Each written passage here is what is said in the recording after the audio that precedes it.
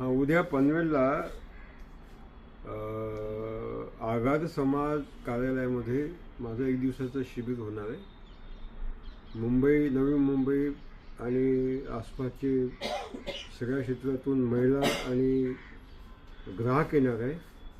विषय राहणार आहे की डायबिटीज, कॅन्सर, हार्ट अटॅक याच्यापासून वेगानं मृत्यूकडे आपण जात आहोत. ते कसं रोखायचं, त्यासाठी आपण कसं अन्न खाल्लं पाहिजे.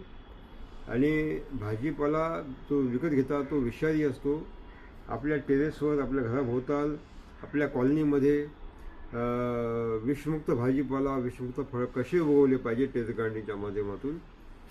आणि त्यासाठी आपण काय केलं पाहिजे, शेतकऱ्याशी ग्राहक, शहरातले ग्राहक कसे आम्हाला टायपअप करायचे की सरळ तिथे जाऊन ते विषमुक्त फळं भाजीपाला विकत घेतील.